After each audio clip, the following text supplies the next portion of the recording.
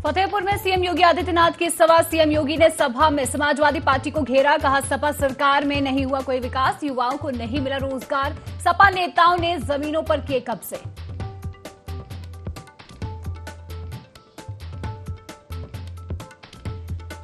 केंद्रीय शिक्षा मंत्री धर्मेंद्र प्रधान के इस्तीफे की खबर के बाद छात्रों में दौड़ी खुशी की लहर। लखनऊ में छात्रों ने मनाया जश्न। छात्रों ने बताया इसे बड़ी जीत।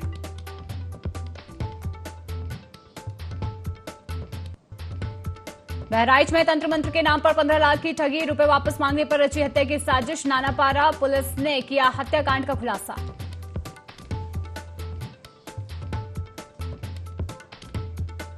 भदोही में पुलिस मुठभेड़ के बाद चोरों की गिरफ्तारी। मेरठ के 2 शातिर चोर हुए गिरफ्तार। मुठभेड़ में घायल हुए बदमाशों से अवैध तमंचे, कारतूस और हेरोइन बरामद।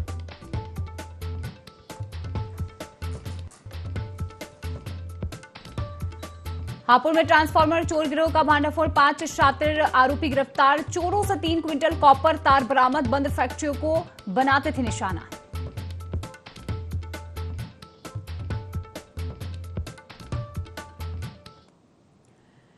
नमस्कार, IND 24 में आपका स्वागत है। मैं हूं आपके साथ शिवा। शुरुआत करेंगे इस बुलेटिन की, जहां फतेहपुर पहुंचे सीएम योगी आदित्यनाथ, जहां उन्होंने सपा सरकार पर निशाना साधा और कहा कि सपा सरकार में कभी भी विकास नहीं हुआ, युवा बेरोजगार की तरह घूमते रहे। तो वहीं योगी ने यह भी कहा कि सपाइयों ने जमीनों पर कब्जा किया था। सीएम योगी आदित्यनाथ ने कहा कि भारतीय जनता पार्टी ने 1990 में लखनऊ में एक कार्यालय के लिए जमीन ली थी।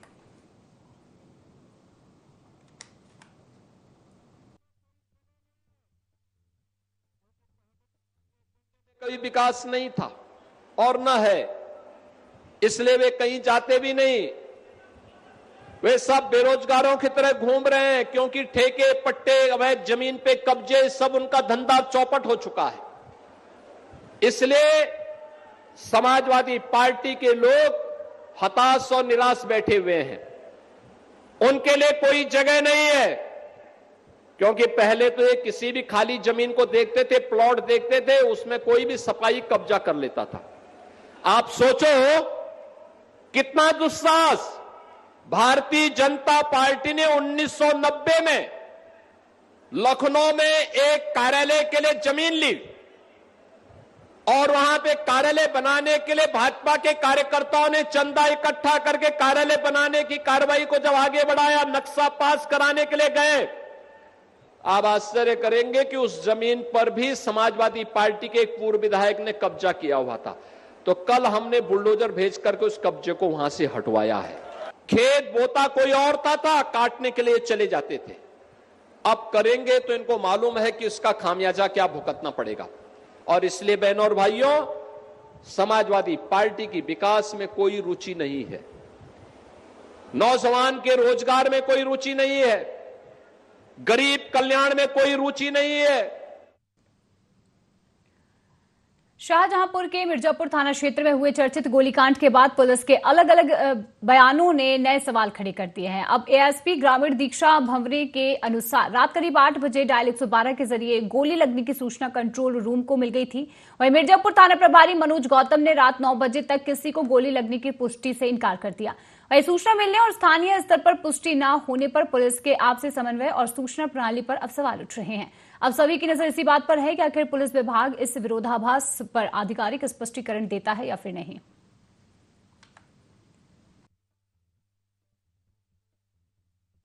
20 जुलाई 2026 समय करीब रात्रि 8 बजे थाना मिर्जापुर पीआरवी द्वारा सूचना दी गई कि 2 किन्नर पक्षों में गोली चली है। स्थानीय पुलिस द्वारा मौका मुआयना किया गया, तब यह पता चला कि सोनम पक्ष और चांदनी पक्ष, जिनमें पूर्व से विवाद चल रहा है, इस पर चांदनी पक्ष में सोनम पक्ष पर सोनम व दीपक पर गोली चलाई गई। दोनों घायलों को डिस्ट्रिक्ट हॉस्पिटल लाया गया है, जहां गनशॉट इंजरी की पुष्टि हुई है। प्रथम दृष्टया यह तथ्य प्रकाश में आया है कि सोनम पक्ष व चांदनी पक्ष में नेक मांगने को लेकर पूर्व से इलाके के बंटवारे का विवाद चल रहा है। मौके पर फुल यूनिट को बुलाया गया है। तहरीर प्राप्त कर अग्रिम कार्रवाई की जाएगी। और बसपा सुप्रीमो मायावती ने किया ट्वीट, जहां बसपा के लोगों को सचेत और सजग रहने की सलाह देती नजर आई। बसपा के लोग इस राजनीतिक हालात में उग्र और निराश न हो, वहीं बसपा के लोग अपने मिशन के प्रति डटे रहें। पेपर लीक पर धरने को लेकर लोगों का व्यापक जन समर्थन मिला, तो वहीं सीजेपी के आंदोलन को लोगों की जन सहानुभूति मिली। वहीं केंद्रीय शिक्षा मंत्री के इस्तीफे की जिद्दी मांग, ये पोस्ट एक्स पर किया गया है। आपको बता दें, आगे उन्होंने ये भी कहा कि विपक्ष और सरकार के बीच राजनीति का बाजार गर्म हो चुका है, जहां शिक्षा व्यवस्था सुधार का असली मुद्दा लुप्त ना हो जाए, इसे लेकर भी ये एक बड़ा पोस्ट करती नजर आ रही है, जहां साफ तौर पर आप देख सकते हैं ये पोस्ट सरकार और विपक्ष के बीच टकराव की स्थिति और वर्तमान संसद सत्र सुचारू रूप से नहीं चल पाया, तो वही महत्वपूर्ण मुद्दों पर सरकार की जवाबदेही रुकी है। तो ये पोस्ट उन्होंने एक्स पर किया है, जहां शिक्षा व्यवस्था सुधार का असली मुद्दा जिसे भटकाया गया है।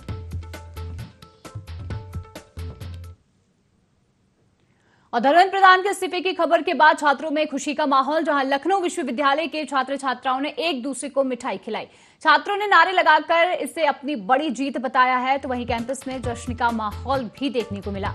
छात्रों ने आंदोलन को सफल बताया। तो आपको बता दें कि धर्मेंद्र प्रधान के इस्तीफे के बाद से हर और खुशी का माहौल देखने को मिल रहा है। छात्रों में भारी खुशी का माहौल है और लखनऊ से तस्वीरें आपको दिखा रहे हैं, जहां लखनऊ के विश्वविद्यालय के छात्र छात्राओं ने एक दूसरे को मिठाइयां खिलाई और छात्रों ने नारे लगाकर इसे अपनी बड़ी जीत बताया है। साथ ही साथ कैंपस में जश्न का माहौल भी देखने को मिला और छात्रों ने आंदोलन को सफल बताया। तो लगातार जंतर मंतर पर बड़ा आंदोलन छात्रों के द्वारा किया जा रहा था और अब धर्मेंद्र प्रधान का इस्तीफा आ चुका है और इस्तीफे के बाद लगातार छात्रों में खुशी का माहौल भी नजर आ रहा है। और ये तस्वीरें उसी खुशी के माहौल की, उसी जश्न की है, जहां धर्मेंद्र प्रधान ने इस्तीफा दिया। उसके बाद अब छात्रों में भारी जश्न का माहौल है।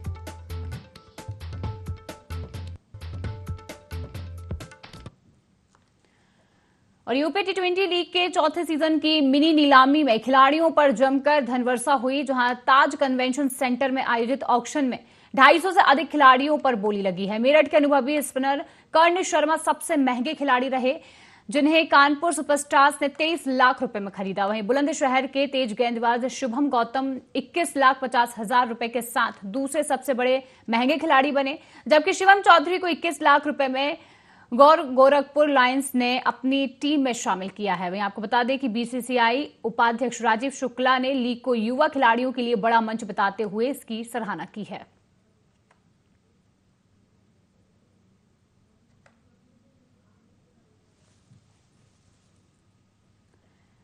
उत्तर प्रदेश सरकार के कैबिनेट मंत्री दारा सिंह चौहान ने अपनी जन्मदिन इस बार संकल्प दिवस के रूप में बनाया। बता दें कि लखनऊ के इंदिरा गांधी प्रतिष्ठान में आयोजित कार्यक्रम में बड़ी संख्या में समर्थक जुटे। इस मौके पर 2027 विधानसभा चुनाव में भाजपा की लगातार तीसरी बार सरकार बनाने का संकल्प लिया गया। वहीं कार्यक्रम में डिप्टी सीएम केशव प्रसाद मौर्य और कैबिनेट मंत्री ओम प्रकाश राजभर समेत कई नेता मौजूद रहे। साथ ही साथ दारा सिंह चौहान ने कहा कि प्रदेश के कोने कोने से लोग इस संकल्प दिवस में शामिल होने पहुंचे हैं। उन्होंने सभी समर्थकों और शुभ चिंतकों का आभार जताते हुए भाजपा की जीत का भरोसा जताया।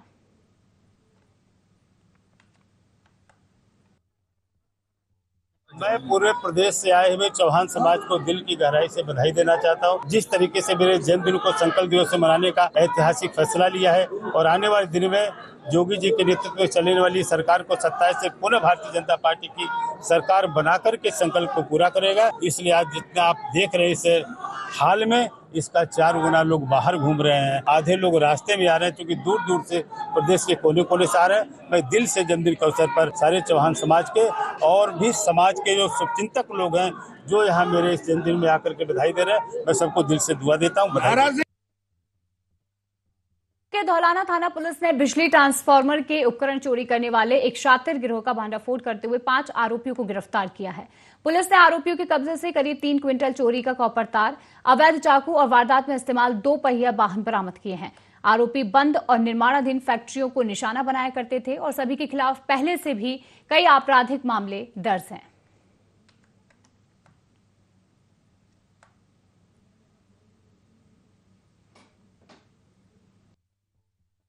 श्रीमान पुलिस अधीक्षक हापुड़ महोदय के निर्देशन में अपराध व अपराधी विरुद्ध लगातार अभियान चलाया जा रहा है।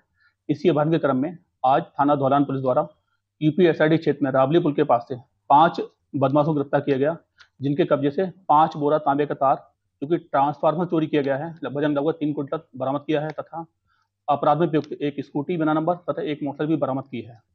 अपराध में जो 5 अपराधी हैं, इनमें एक अपराधी रोशन, जिसके खिलाफ पूर्व में भी 5 मुकदमे चोरी पंजीकृत हैं। इनके द्वारा थाना धौलाना क्षेत्र में 2 फैक्ट्री तथा पिलखुवा क्षेत्र में 1 चोरी की गई है।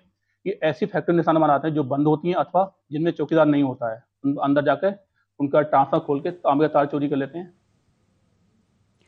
और खबरों में आगे बढ़ेंगे, जहां बहराइच की नानपारा पुलिस ने चर्चित अजय कुमार द्विवेदी हत्याकांड का खुलासा कर दिया है।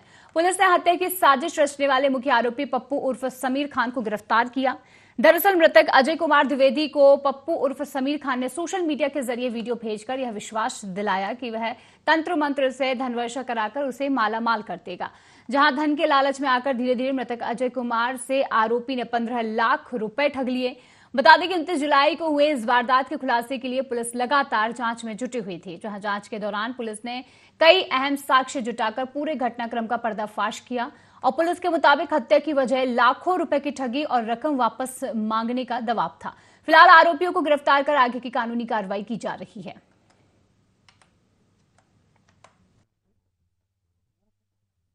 पारा के ग्राम सिसवारा के पास सरयू नहर की पटरी पर एक व्यक्ति अजय कुमार द्विवेदी की हत्या के संबंध में थाना नानपारा पर सूचना प्राप्त होने पर 7 नामजद लोगों के खिलाफ हत्या की धारा में अभियोग पंजीकृत करते हुए विवेचनात्मक कार्रवाई प्रारंभ की गई। विवेचना के क्रम में 3 अभियुक्तों को जो नामजद थे पहले ही गिरफ्तार करके जेल भेजा जा चुका है। इस घटना का मास्टरमाइंड पप्पू उर्फ समीर खान और उसके अन्य साथी फरार थे। आज पप्पू उर्फ समीर खान और उसके 2 अन्य नामजद साथी सकलैन और जैसी को गिरफ्तार किया है। पप्पू उर्फ समीर खान ने मृतक अजय कुमार को सोशल मीडिया पर कुछ वीडियोज दिखा करके उनके मन में यह अंधविश्वास पैदा किया कि यदि 2.5 फीट से कम ऊंचाई का कोई पुरुष तांत्रिक क्रिया के दौरान तेजी से हाथ हिलाएगा तो पैसों की बारिश हो। पप्पू उर्फ समीर खान ने मृतक से कुल 15 लाख रुपए ले लिए थे, जिन्हें बाद में मृतक ने जब मांगना शुरू किया तो पप्पू उर्फ समीर खान ने यह प्लान बनाया कि यह पैसा न वापस देना पड़े और अपने साथियों के साथ षड्यंत्र करके मृतक की हत्या करने की साजिश। लखीमपुर खीरी में एआरटीओ शांति भूषण पांडे ने खमरिया रामपुर और खीरी लहरपुर मार्ग पर विशेष अभियान चलाकर बड़ी कार्रवाई की है। इस दौरान बिना परमिट, ओवरलोडिंग, फिटनेस समाप्त होने और क्षमता से अधिक सवारी बैठाने पर 10 वाहन सीज कर दिए गए और 60 वाहनों के चालान काटे गए हैं। नियमों का उल्लंघन करने वाली 2 बसें भी इसमें शामिल हैं। साथ ही साथ आपको बता दें कि आरटीओ ने जनता से अपील की है कि वे अनाधिकृत वाहनों में यात्रा न करें। साथ ही साथ स्कूल प्रबंधकों को ये चेतावनी भी दी गई है कि बिना फिटनेस वाले वाहनों से छात्रों का परिवहन न करें, अन्यथा दुर्घटना होने पर सख्त कार्रवाई की जाएगी।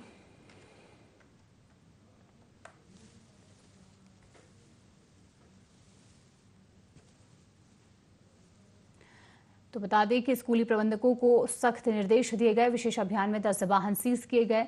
अवैध वाहनों में सफर से बचने की सलाह दी गई। वहीं नियमों के उल्लंघन पर चालानी कार्रवाई की बात भी कही गई है।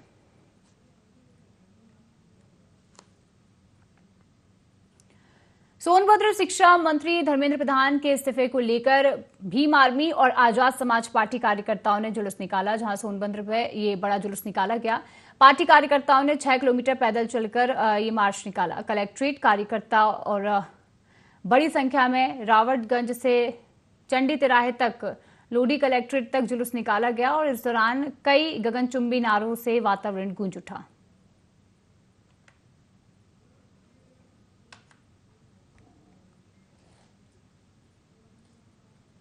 और अब खबरों में आगे बढ़ेंगे, जहां भदोही के ओराई थाना क्षेत्र में पुलिस और स्वाट टीम ने मुठभेड़ के बाद 2 शातिर चोरों इमरान और शाकिर उर्फ अंडा को गिरफ्तार कर लिया है। जहां पुलिस की जवाबी फायरिंग में दोनों के पैरों में गोली लगी, जिन्हें अस्पताल में भर्ती कराया गया है। कब्जे से 2 अवैध तमंचे, कारतूस, हेरोइन, 3 मोबाइल और चोरी के पैसे भी बरामद किए गए। उन्होंने माधो सिंह स्थित जनसेवा केंद्र की दुकान की ग्रिल काटकर चोरी करने की बात कबूल की है।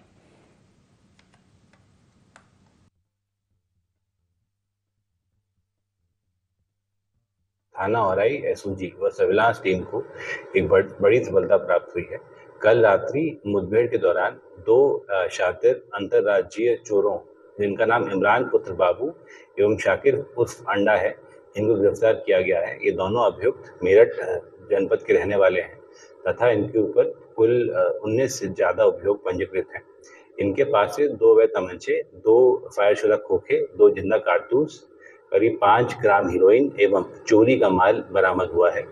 इन पूछताछ में इन्होंने अभी तक औराई में हुई CSC में जो चोरी हुई थी वो मानी है। इनसे और पूछताछ की जा रही है, अगली विधिक कार्रवाई की जाए।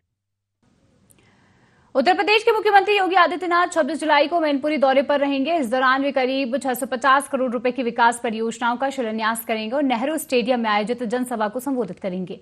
दौरे से पहले पर्यटन एवं संस्कृति मंत्री ठाकुर जयवीर सिंह ने कार्यक्रम स्थल का निरीक्षण कर तैयारियों का जायजा लिया और अधिकारियों के साथ समीक्षा बैठक भी की।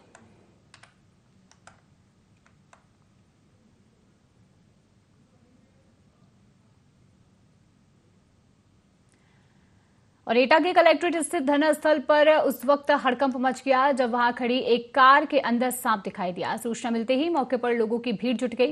रेस्क्यू टीम ने काफी मशक्कत के बाद कार में छिपे सांप को निकालने का अभियान चलाया, जहां इस दौरान लोग दहशत में देखने को मिले और सुरक्षित लोग रहे। लेकिन फिलहाल आपको बता दें कि धरना स्थल पर कार में सांप घुसने से हड़कंप मचा और सुरक्षित कार से सांप को निकाल लिया गया।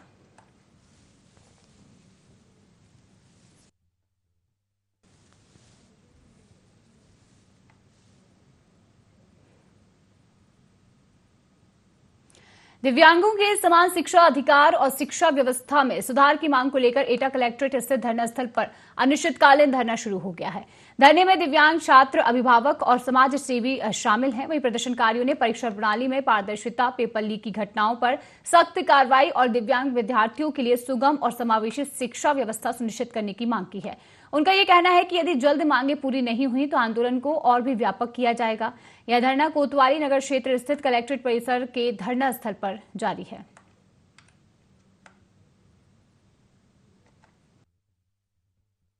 हमारा धरने पे प्रदर्शन करने का एक मेन उद्देश्य ये है कि जो दिव्यांग छात्र हैं उनको शिक्षा से दूर रखा जा रहा है। किसी ना किसी तरीके से दिव्यांग लोगों के लिए जो शिक्षा है वो एक दूर की कौड़ी नजर आए, ऐसा सरकार के द्वारा कृत्य किए गए हैं।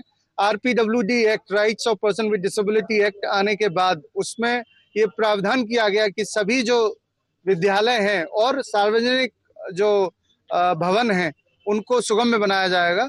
लेकिन कोई भी ऐसा काम आज 10 साल से ज्यादा होने को आए, लेकिन ऐसा कोई भी बदलाव नहीं किया गया। तो शिक्षा से संबंधित मांगों को लेकर हम यहाँ पे बैठे हैं। इसके साथ साथ हमारी कुछ मांगे, विकलांगजनों के जो मौलिक अधिकार हैं, right to pension and everything, इसके लिए भी हम मांग उठा रहे हैं। मुख्यमंत्री योगी आदित्यनाथ ने श्रावण मास और कांवड़ यात्रा की तैयारियों की समीक्षा बैठक में अधिकारियों को सुरक्षा और व्यवस्थाओं को लेकर सख्त निर्देश दिए हैं।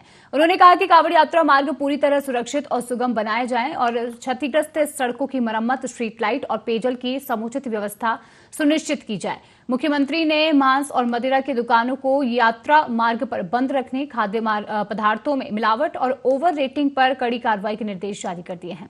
संवेदनशील स्थानों पर CCTV और ड्रोन से निगरानी, अफवाह फैलाने वालों पर कार्रवाई और हर दुकान पर संचालक का नाम प्रदर्शित करने को भी कहा गया है।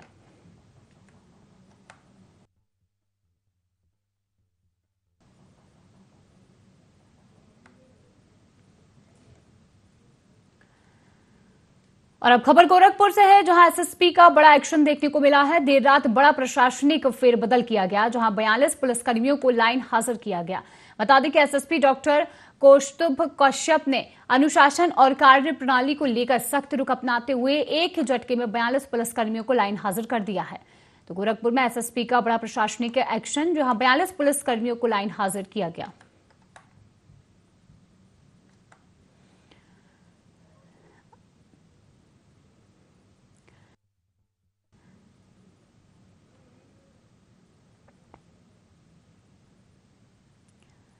मुख्यमंत्री योगी आदित्यनाथ 26 जुलाई को मैनपुरी के दौरे पर रहेंगे। वे शहर के जवाहरलाल नेहरू स्टेडियम में आयोजित जनसभा को संबोधित करेंगे और बता दें कि 101 विकास परियोजनाओं का शिलान्यास और लोकार्पण भी करेंगे। मुख्यमंत्री विभिन्न जनहित योजनाओं की भी समीक्षा करेंगे। जहां कार्यक्रम को लेकर जिला प्रशासन ने तैनातियां पूरी कर ली हैं और साथ ही साथ आपको बता दें कि इस पूरे मामले को लेकर तैयारियां भी अब जोरों पर हैं। वीआईपी अतिथियों के लिए अलग ब्लॉक बनाए गए हैं और पूरे आयोजन स्थल पर सुरक्षा के व्यापक इंतजाम किए गए हैं। आगरा रेंज के उप महानिरीक्षक शैलेश कुमार पांडे ने बताया कि मुख्यमंत्री के दौरे को लेकर सुरक्षा व्यवस्था पूरी तरह चाक चौबंद देखने को मिल रही है।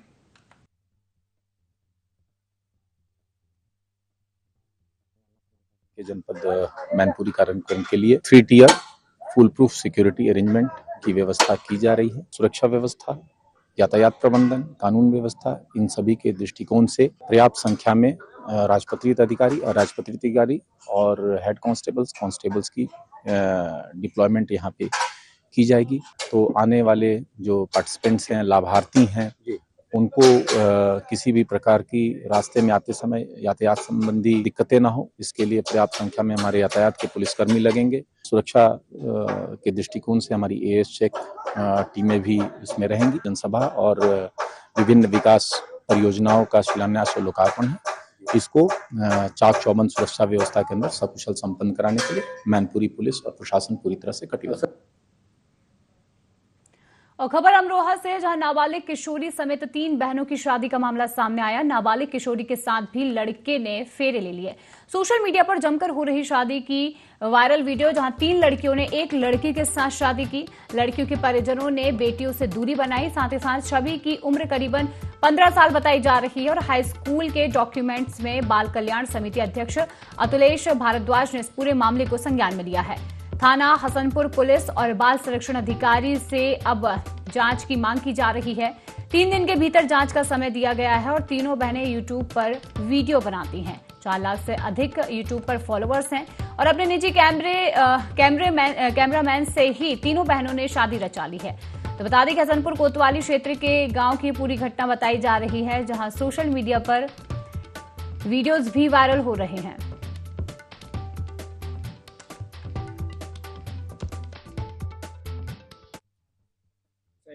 वायरल हो रही है वीडियो। स्कूल का एक जो उसका डॉक्यूमेंट्स प्राप्त हुआ है, जिसमें 2011 पाई गई है, 1/1/2011। TWC को अभी संज्ञान में आया है कि बच्ची नाबालिग है और इस पर हम जो है संबंधित थाने को आदेशित करते हुए उससे जांच करा के जो भी विधिक कार्रवाई होगी बाल विवाह से संबंधित, नाबालिग बच्ची के साथ अगर बाल विवाह हुआ है तो जो भी अपराधी होगा उसके खिलाफ कार्रवाई। और हमारे यहाँ जो जिला प्रोबेशन अधिकारी है उससे भी एक इसकी पारिवारिक और सामाजिक जांच कराएंगे। जांच कराने के उपरांत जो सही होगा उस पर कार्रवाई। 3 दिन का समय देंगे थाने को। 3 दिन में जो है उससे पूरी जानकारी लेकर के सोशल मीडिया के माध्यम से थाना हसनपुर से संबंधित एक धोरिया गांव का प्रकरण संज्ञान में आया है, जिसमें एक युवक के द्वारा 3 युवतियों से एक साथ विवाह करने का एक वीडियो संज्ञान में आया है। यह भी संज्ञान में आया है कि उस जो युवतियां हैं उसमें से 2 आपस में सगी बहन है और एक उनकी मौसेरी बहन है। ये जो युवक है ये सोशल मीडिया पर काफ़ी एक्टिव रहता है और जैसा बताया गया प्रारंभिक उसमें कि अपने सोशल मीडिया पर फॉलोअर बढ़ाने के आशय से इसके द्वारा ये कंटेंट क्रिएट करने के उद्देश्य से ये किया गया है। इसमें अभी अन्य तथ्यों की जांच की जा रही है। विधिक कार्रवाई प्रचलित। और हापुड़ से खबर, जहां गंगा एक्सप्रेसवे पर बड़ा हादसा टला। चलती डबल डेकर बस में भीषण आग लगी। बता दें कि ड्राइवर और कंडक्टर की सूझबूझ से सभी यात्री सुरक्षित हैं। बस दिल्ली से सिद्धार्थनगर जा रही थी जब करीब 3:15 हो रहा था जब यह हादसा हुआ। बता दें कि बहादुरगढ़ थाना क्षेत्र में अफरा तफरी का माहौल देखने को मिला। समय रहते यात्रियों को बस से बाहर निकाल लिया गया। पुलिस और दमकल विभाग तुरंत मौके पर पहुंचे। दमकल की टीम ने कड़ी मशक्कत के बाद आग पर काबू पाया। और इस बुलेटिन में फिलहाल इतना ही। और भी खास खबरों के लिए देखते रहें IND 24। नमस्कार।